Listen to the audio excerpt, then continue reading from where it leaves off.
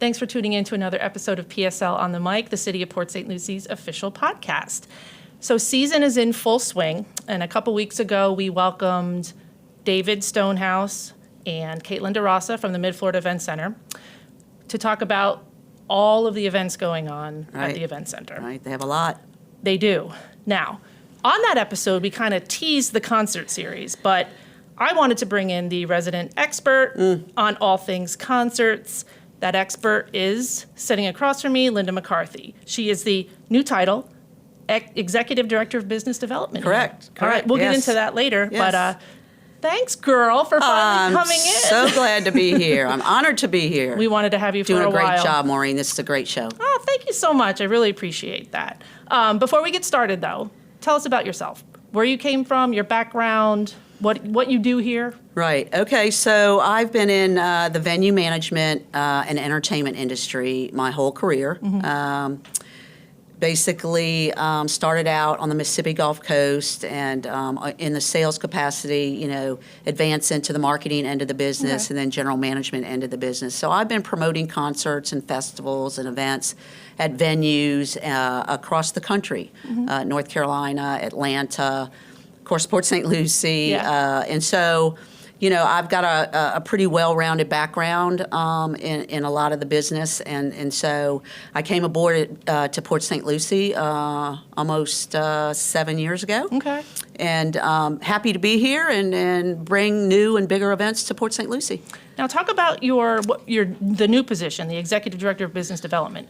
I think we're going to get into that later, but let's just get it out of the way now. Yeah, sure. What besides, booking all these concerts, what else does your job entail? So, several years ago, I started discussing with the city about how we can generate revenue because what we're trying to do at the Event Center and with special events and concerts is generate revenue to kind of put back in the programming to do bigger and better things. And then it relieves the burden on the general fund. And so, of course, the entertainment industry should be revenue generating. And so, the city manager and the city council are very supportive of generating revenue, of course. And so we now have a full-blown sponsorship development program where we're combining everything the city has to offer in terms of special events, programs, small business administration seminars, and everything that every department does in programming. We're combining those things with special events and the events at the Event Center. So now we have bigger packages to go to corporations that want to be involved in the city and help the city grow in terms of programming and special events and concerts. So it's a great program, and now it's all together in one office, basically, in my office as a clearinghouse to make sure the city basically is getting the appropriate market package and marketing package that they deserve. Okay, and I think we have the perfect person in the job for that. Well, thank you. Thank you. So this concert series that we keep teasing and talking about, why did we create it in the first place? And explain how you guys got it off the ground, because it sounds like a pretty big endeavor.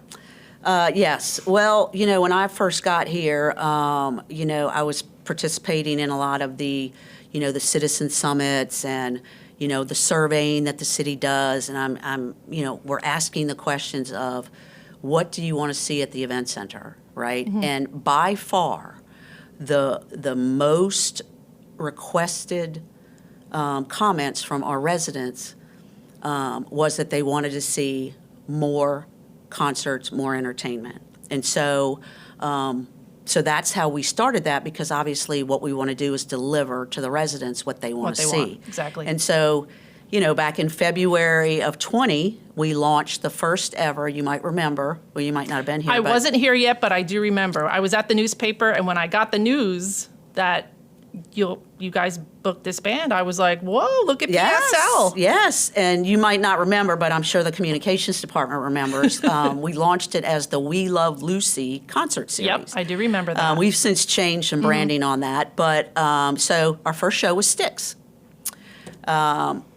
Fabulous show, and it was a tough day. We had a major storm blow through about 3 hours before showtime. And so, but it sold out. The storm blew through. It sold out. It was a great show, and that's how we launched it. Launched concerts was with Styx. Right. And had a lot of great corporate partners that helped us pull that off. And of course, communications department helps us, the police department, we work with all the other city departments. They work hard and they help us, and we're very grateful to those departments that help us. But then you know what happened after that. Before we get into that, what about the reaction? Residents, what did they say? Oh, absolute. Everybody loved it. The social media comments, the press covered it. They interviewed a lot of the fans that were there. Everybody had a great time.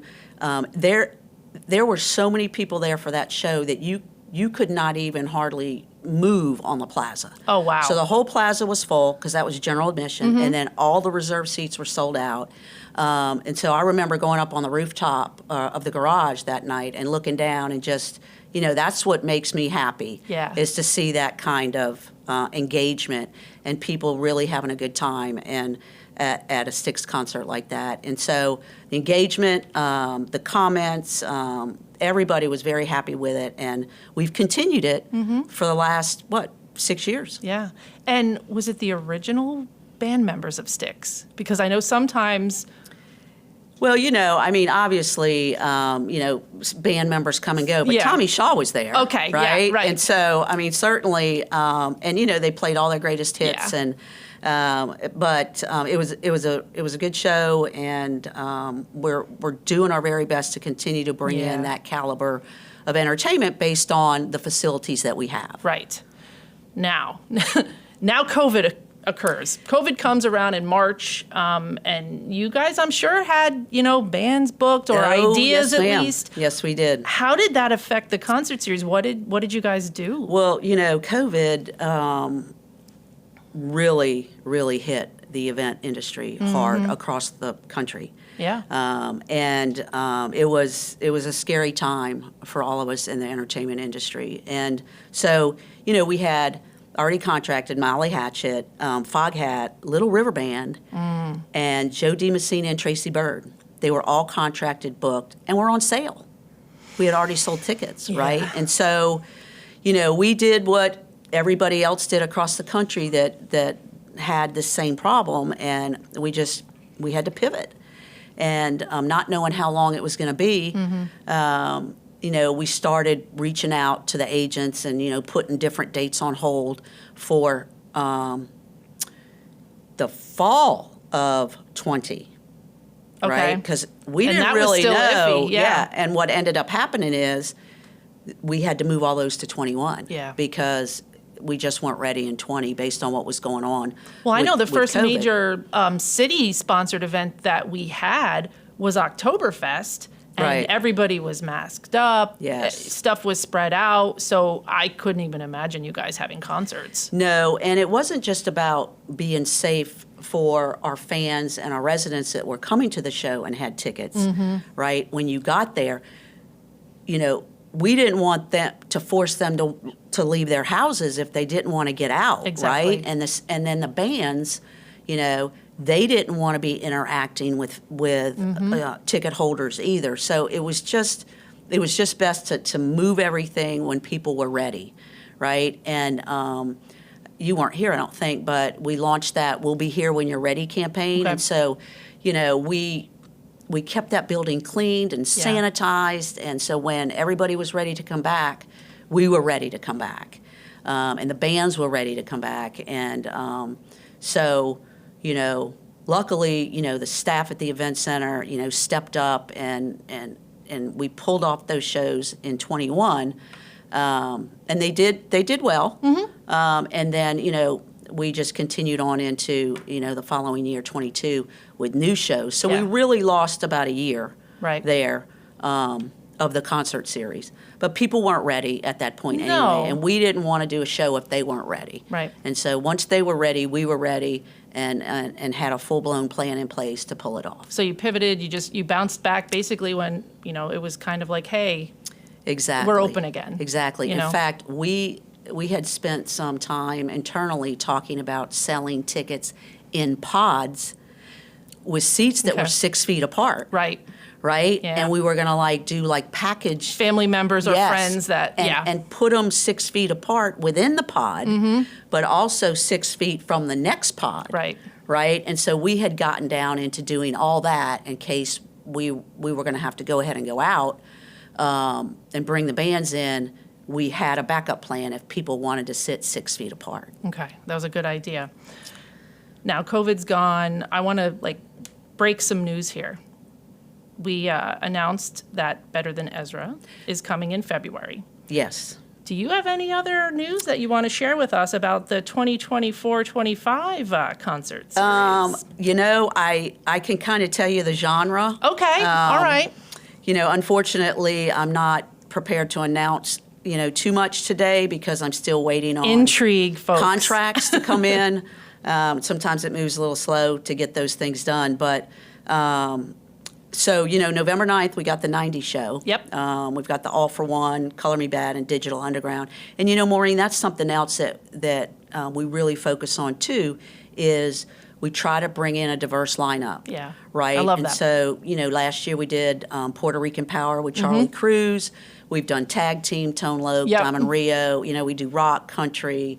We've done everything, right? And we're going to continue to bring in a diverse lineup for all the residents of Port St. Lucie and the Treasure Coast, because we attract people all the way from, West Palm, Yep. Fort Lauderdale, Orlando, Vero Beach. They're all coming in, because we know where the tickets, we know where people are buying tickets and where they're coming from. We're centrally located, more or less. You don't have to drive to Exactly. Miami. Exactly. Yeah, it's perfect. So, we're truly bringing in money from outside to Yeah. be spent in Port St. Lucie, which is our main goal, is to bring new money into the community. So, yes, Better Than Ezra, February 22nd.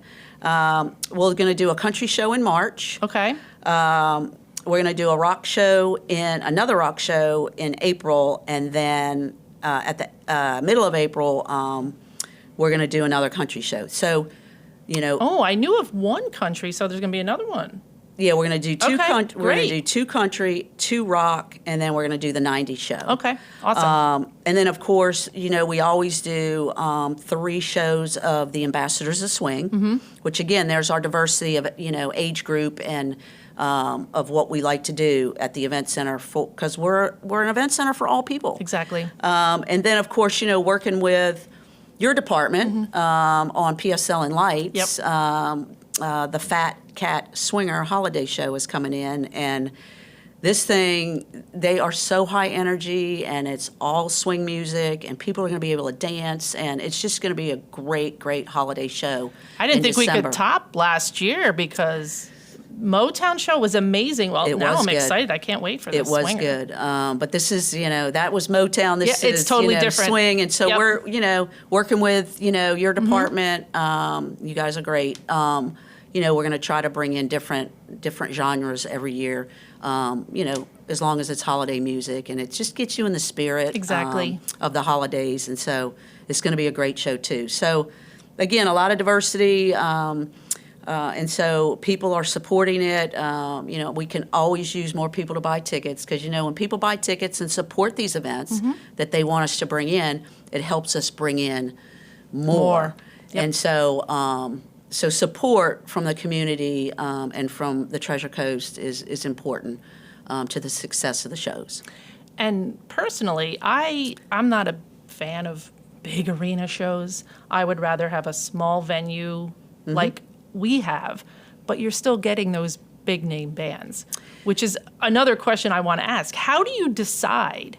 I know residents and guests of the event center probably have a little bit of say, like we want this genre, but how do you go about finding a band like Styx or Better Than Ezra or the country shows? Because you're getting big country names here: Tracy Byrd, Diamond Rio, Jody Messina, Scotty McCreery. Gosh, I forgot about him. How do you do it? I mean, I know this is your background, but do you just look at tour schedules, or how do you do this? Well, I mean, we have very good relationships with the talent agencies. The William Morrises, the Creative Artists, Reliant Talent, a lot of agencies in Nashville. That's kind of where the country agencies are. Right. William Morris in New York, CAA on the West Coast. And so I've had relationships with these agencies for, my whole career. And so, you build a relationship, when shows are routing through Florida, right? We want to be sure that we're a part of that and at least have an opportunity to look at that. But sometimes what happens is, the shows that are coming through Florida are really big shows that we cannot yet handle in Sure. Port St. Lucie, right? So they're going to Orlando Arena, they're going to, I think, Amphitheater. You're talking about 12, 14, 15, 20,000 Tampa, seat. Miami, yeah. Right. And so we don't have the facilities to do that yet. But, and so, we have to see, maybe like one of my country shows that I think is going to come in is actually an opening act for Morgan Wallen.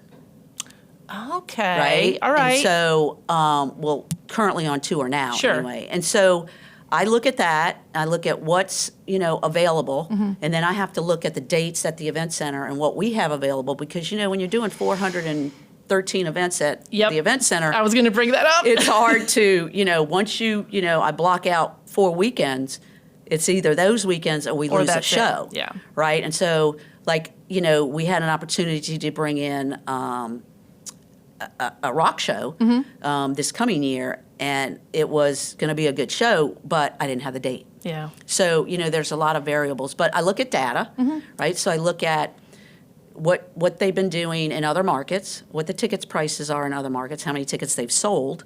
I subscribe to several, web-based applications that give me this data. Okay. Right? And so I look at all the data. I talk to the radio stations because, I want to make sure that these bands are getting airplay, right? Because that's going to help with ticket sales. And we talk through promotions. I talk to TV stations. I talk to radio. I talk to, the media about what they think, because they're in the trenches with it, Right. with me in it. And so I get their opinion. And, I talk to people around the city, and ask them their opinion and if they know this band or that band. And so it's a balance of, and then I look at history. So what has done the best in Port St. Lucie so far, right? Rock and country. I'll say what has done the Right? best, yeah. Rock and country. And we like rock and country because it helps us sell food and beverage. Right? So the more tickets you sell, the more food and beverage you can sell. Right. Which is another revenue generator for the city. And so those are the things we like to look at, because it's really about running it like a business. Every concert's a business. And Yeah. so it's revenue and expense. And so so we look at all that data, and then we look at ticket price, and then I look at whether or not I think the market can bear a ticket price, right? And so, I don't want to go out with a show and it's a $150 ticket, right? Even though people will go down south and pay it, Sure. or, go to Orlando and Yeah. pay it, we try to keep them reasonable and affordable, and based on the capacity that we can do there. And remember, we're outside. Right. So Weather could be a factor. exactly. Yeah. So all those things come into play, and we make a sound business decision based on that data. Okay. And I know, because I cover these events a lot, either for the event center or for the city itself. Right. And I see you kind of running around crazy during the event days. We love it. Which I think you love. But you keep in contact with, the band managers and and for here's your hotel, and you have meet and greets. The Yes. day of, I'm sure, is kind of crazy. Well, yeah, and none of it could happen without the great staff at the event center. 100%. Right? And so they do a lot of that. I focus a lot on the booking, and they focus a lot on the cooking. Right? Okay. So you kind of got the ops staff there. You've got the event administrator there, and they do a lot of the production. They advance it with the tour manager, and then the marketing of it. So there's so much that goes into it. It's the data, it's the decision, it's the route. And we also make sure that, we don't want any band that's coming here to play within 150 miles Okay. of Port St. Lucie. That makes sense, yeah. Because we don't want that, because as you well know, we have to use basically the West Palm media market, right? Because it bleeds into the Treasure Coast. And so if you've got another show down south, which we don't allow by contract, we don't want to be using the same radio station that somebody in Miami is using, and it's I just. get it. And we don't need to be splitting ticket sales either, right? We need all the ticket sales to come to Port St. Lucie. So great staff over there. There's the on sale, there's the marketing of it, there's the promotions of it. Then they got to get here and they got to load in, and the sound and lights, and the backstage catering, and their Special dressing food they rooms, want, yeah. Everything that goes into it, the setup, the tear down, the cleanup, the fencing, the box office. There's a lot, but you know what? We just want the public to come and have a good time. Yeah. And, that's what we do. That's our job, and that's what we do for a living, and we love it, and we like that. We like the public to come and have a good time, and they don't need to know what it takes to make it happen. Right. We just want them to come have a good time. Have a good time and keep coming back. Yes, Yep. absolutely. Is there a band or a performer that you're dying to get here in PSL? I mean, I'm sure there's a lot. Is there, and don't give away anything, because if you got somebody that's coming, but what is a dream performer for you? A dream that will never happen? Okay, a dream that will never happen. Well, but maybe some of those bands that I would want to bring in, they don't even exist anymore, Oh, true. But, no, I'm kidding. But, I mean, I think that, any band that our residents tell us genre-wise that they want to see. And, at the Citizen Summit, we do the blue Yep. dot thing, right? We do. So we have the big boards, and we have the genres, and the residents come by and they put their blue dots on the boards.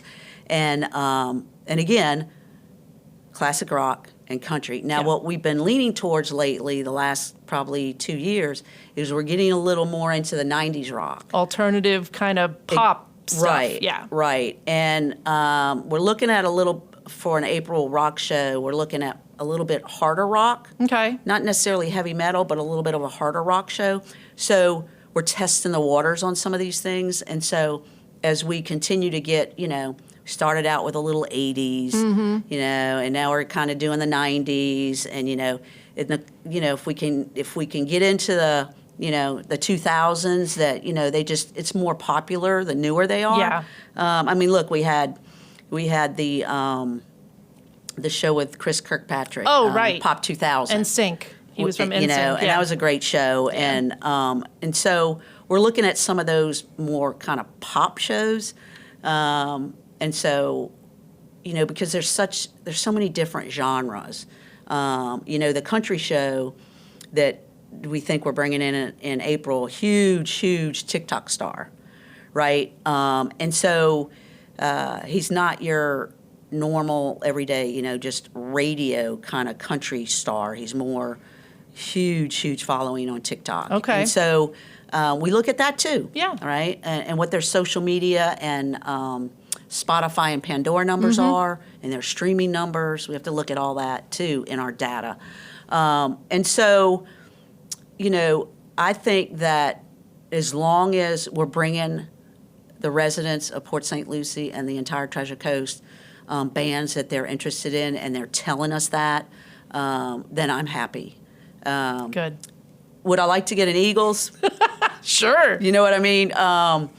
So would I like to get a Billy Joel of some sort? That kind of caliber? Certainly. But, again, and, we're growing. So, We are. but fast growing Oh, yeah. city. So, it's just a matter of when's the right time with the right product to be able to bring in, those A-list bands that currently are on tour. Right. Right. And so it's just a matter of the running it like a business and being able to handle a show like that. Right, and getting all of those things connected. The ticket price. I mean, we don't want to be shooting, $200 tickets at people. Right. So you have to keep, everything has to be gelling together. That's right. Yeah. That's right. And I mean, you've been to shows there. You come to every one of them in a working capacity, Yeah. right?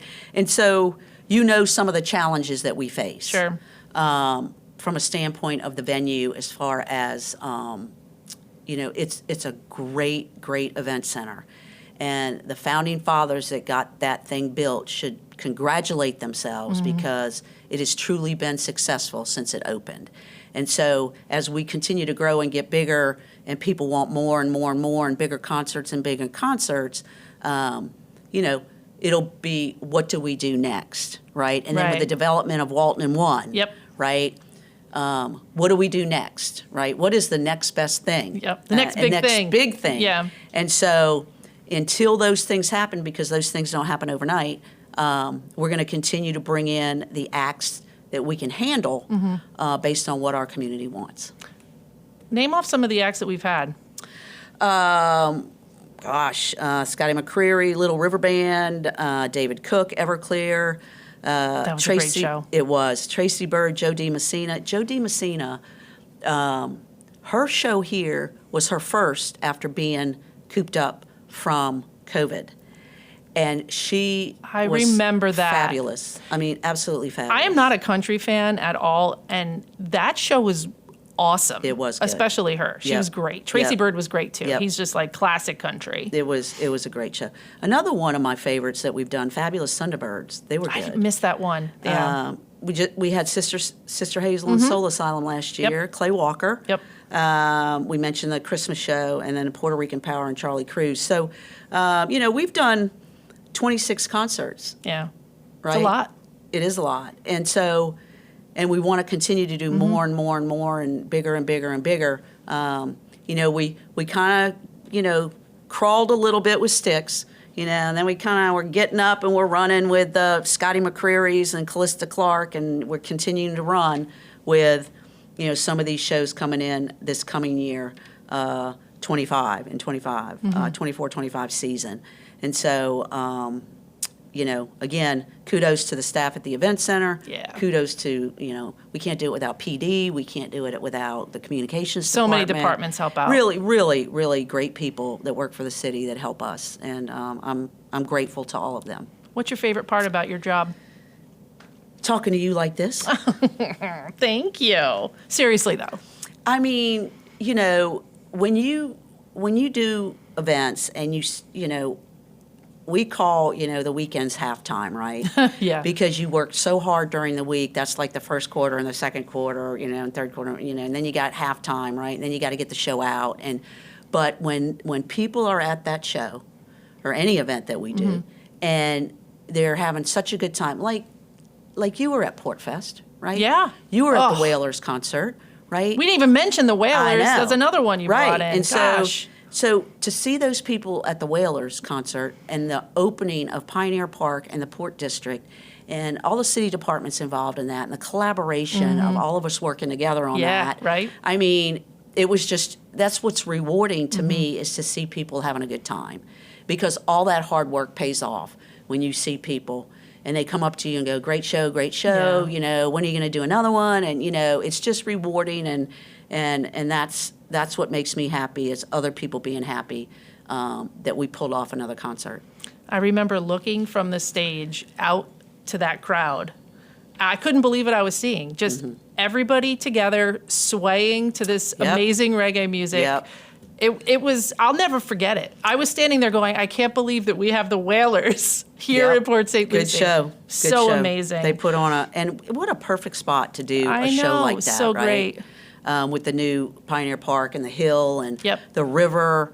It's just a beautiful setting for a concert. It was great. Where can people find tickets for these amazing shows? Remind them. They can go to the MIDFLORIDA Event Center box office, and then, or online. 77% of our tickets are sold online, etix.com. Okay. And everything's right there. And, Better Than Ezra is now on sale. Yes, it is. And we'll be announcing shortly the other 3 shows as soon as we can. As soon as we get some contracts inked, we'll be launching those as well. Awesome. And also, do not forget the 90s show The 90s. on November 9th. Yes, yes. Tickets are still available for Yes, 3 good bands, and everybody, come out, and everybody knows All for One, Color Me Bad, Digital Underground. Do a little dancing, do a little swaying, some really good 90s music that we all know and love. And so we're excited about that one too. Reminiscing about my college days, I Yeah, guess. well, For me.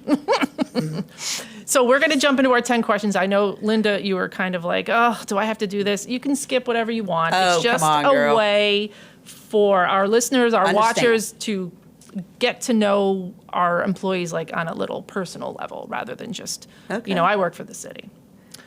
So here we go. We ready? all right, do you answer those too? I did answer these. You We had our did. 1-year anniversary show. Avi, we switched roles. Avi was the Okay. host, and I answered the questions, which was Okay. very weird.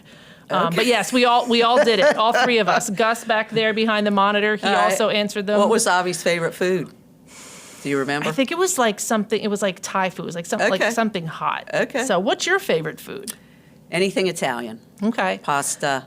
I can't go wrong. I know. Your favorite movie? My favorite movie.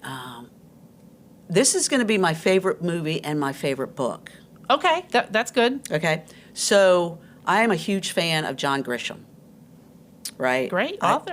And a lot of it is because he writes about, you know, their courtroom dramas and Mm-hmm. things like that. But it's always about, they take place in the South. Yeah. And he always mentions places I know, Mm-hmm. where I grew up and things like that. So I really like his, and he's a great writer. And so like The Firm, Pelican Brief, you know, those movies and books. A Time to Kill. Time to I Kill. love The Firm, I think probably. Yeah. The Firm and Pelican Brief probably right up there with my two favorites. And so, and his books. And I Yeah. think he just came out with another book. I saw on social media the other day. I gotta read it. So All right. I'm sure it'll So be a that's- movie too. It probably will. So, book and movie we got covered. Your favorite hobby? Spending time with family, Can't which go is wrong. hard to do sometimes when you're in this business, right? Yeah, So, I know. But I cherish the time I can get with them for Good. sure. Now, your favorite singer or band? Since it's kind of what you do. Eagles, Rolling Stones.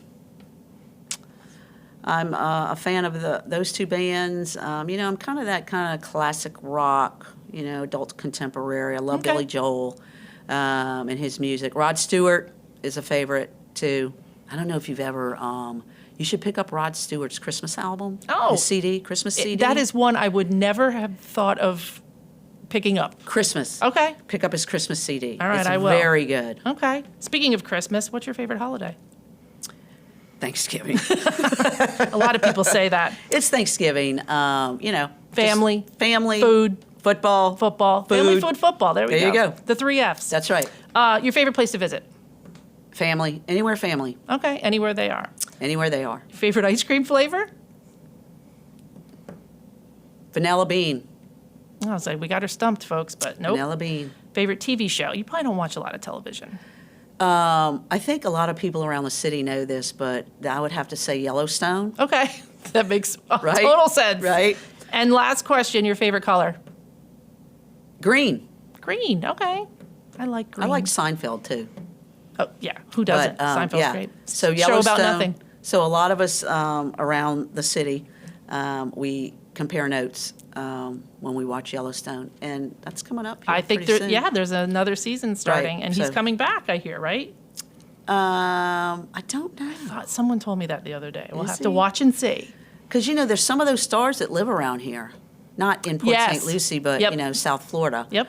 And so, but I just think the creator and writer of that show is very talented. Top notch. Yep. All right. Linda, we've been waiting like a year to have you come in. So Well, thank I'm you. glad you took the time out to visit you. with us. And remind people again, tickets for shows. etix.com or MIDFLORIDA Event Center box office. And there's a phone number there. I'll put everything in the show notes Yes. for you guys. Yes, So please come out. Come out.